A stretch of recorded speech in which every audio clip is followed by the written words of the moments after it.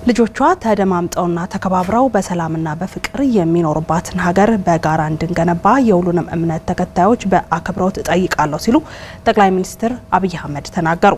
ኢትዮጵያ ከምንም ነገር በላይ ዛሬ የምትፈልገው መከባበርና መፋቀር ነው ብለዋል ጠቅላይ ሚኒስትሩ። የ1444ኛውን የኢድ አል-አድሃ አረፋ በዓልን ምክንያት በማድረግ የእንኳን አደረሳችሁ መልእክት አስተላልፈዋል። አብዮት ከፋለ እንደሚከተለው አዘጋጅቶታል። ውድ ኢትዮጵያውያን ሙስሊም ወገኖቼ እንኳን ለታላቁ ኢድ አል-አድሃ በዓል አደረሳችሁ። ኢድ አል-አድሃ አረፋ ሙስሊሞች በታላቅ ክብርና ፍቅር የሚያከብሩት መስዋዕትነትን የሚዘክር በዓል ነው።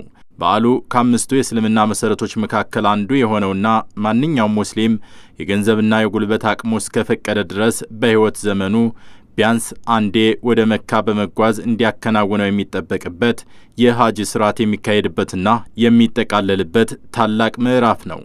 አረፋ የሰው ልጅ ለፈጣሪውና ለእምነቱ ሲል መከራ ለመቀበል ካስፈለገም ለመስዋዕትነት ያለውን ፈቃደኝነት የምናስታውስበት፣ የምናከብርበት፣ የምንዘክርበት ልዩ ቀን ነው። አላህ ሰብአነሁ ወተዓላ ነብዩ ኢብራሂምን ልጅህን መስዋዕት አድርግልኝ ብሎ ሲያዛቸው ነብዩ ኢብራሂም የአባት ሐዘን አላሸነፋቸውም፣ የልጅ ፍቅር አላጓጓቸውም፣ የቤታቸው መፍረስ አላሳሰባቸውም፣ የትኛውም ጉዳይ ከፈጣሪ ትእዛዝ አይበልጥምና አንድዬ ልጃቸውን እስማኤልን መስዋዕት ለማድረግ ተነሱ።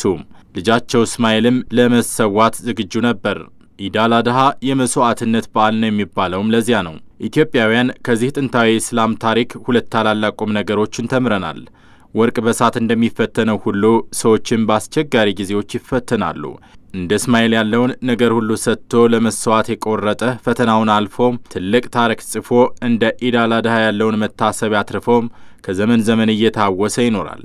መስዋዕትነትን ያልደፈረ ከክብር ርቆ ከታሪክ ተፍቆ እንዳቧራ ይበናል። ሁለተኛው ትምህርት ታላቅ ግብ ላይ የሚደረሰው የሚወዱትን እንኳን ሳይቀር አሳልፎ በመስጠት መሆኑን ነው። ነብዩ ኢብራሂም ለእስማኤል የማይለካ ፍቅር ነበራቸው። ትልቁ ግባቸው ግን የፈጣሪያቸውን የአላህን ፈቃድ መፈጸም ነው። ይህንን ግባቸውን ለማሳካት ሲሉ በምድር ላይ ትልቅ ሀብታቸው አድርገው የሚቆጥሩትን እስማኤልን ለመሰዋት ቆረጡ። የመስዋዕትነት በዓል በሚከበርበት በዚህ ልዩ ቀን ኢትዮጵያውያን እንኳን አደረሳችሁ እንዲባባሉ ብቻ ሳይሆን ሁለቱንም ቁም ነገሮች ልብ እንዲሉ አደራላለሁ። ለትልቅ ጉዳይ መፈተን፣ ለብርቱ ጉዳይ መስዋዕት ለመሆን መዘጋጀት ታላላቅ ሰዎች የሚፈጽሙትና ታሪክ የሰሩበት እሴት ነው። ለታላቅ ግብ ሲባል የሚወዱትን ሳይቀር ለመሰዋት መቁረጥም ዓለምን የሚለውጥ ታሪክ የሚሰሩ ሁሉ የሚፈጽሙት ነው። ሀገራችን በተለያዩ ጊዜያት የተለያዩ ችግሮች ገጥመዋት ያውቃሉ። የሚታለፉ የማይመስሉ ፈተናዎችም በየወቅቱ ቢደቀኑባትም ችግሮችንና ፈተናዎችን ተራ በተራ አልፋ ወደፊት በመጓዝ ላይ ነች። መከራው በበዛ ጊዜም ዜጎቿ የመጨረሻውን መስዋዕትነት ለመክፈል ወደ ኋላ አላሉም። ንብረታቸውን ብቻ ሳይሆን ሕይወታቸውን ለመስጠት አላቅማሙም። ኢትዮጵያን እዚህ ያደረሷት ልጆቻቸውን ጭምር የከፈሉ ልጆቿ መሆናቸውን ሁሌም ሲዘከር የሚኖር ደማቅ ታሪካችን ነው። ኢትዮጵያውያን ራሳቸውን መስዋዕት ያደርጋሉ። የሚወዱትንም ነገር ለሀገራቸው ሲሉ ይሰዋሉ።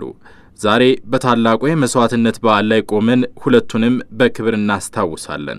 በድጋሚ እንኳን ለኢድ አል-አድሃ አረፋ በዓል በሰላም አደረሳችሁ።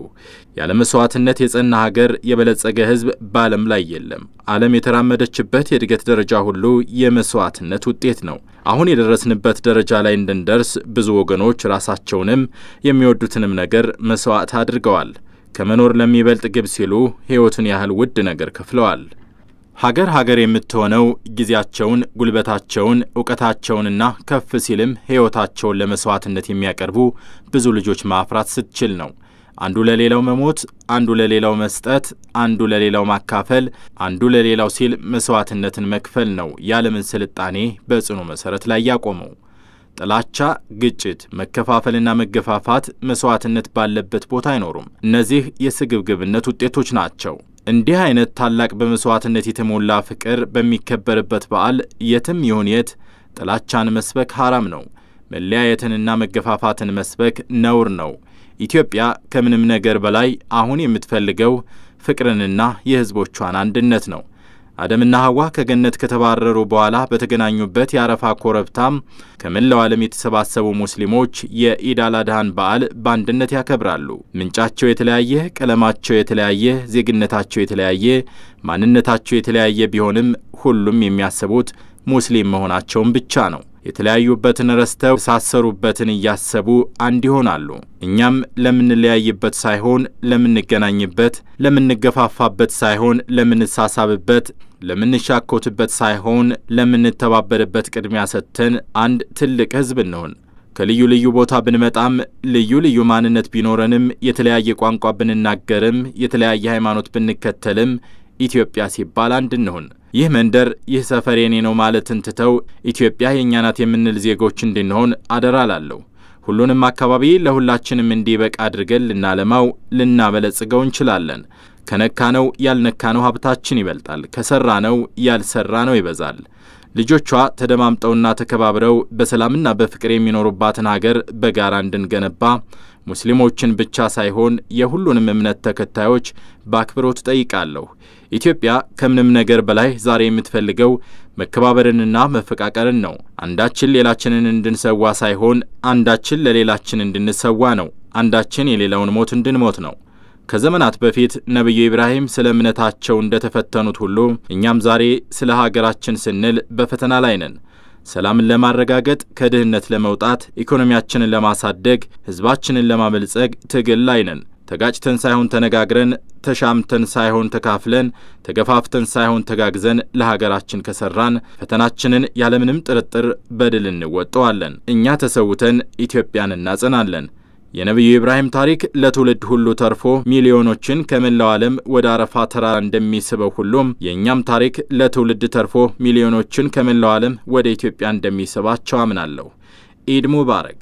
መልካም የኢድ አል-አድሃ በዓል። ኢትዮጵያ በልጆቿ ጥረት ታፍራና ተከብራ ለዘላለም ትኑር። ፈጣሪ ኢትዮጵያንና ህዝቦቿን ይባርክ። ሰኔ 20 ቀን 2015 ዓ.ም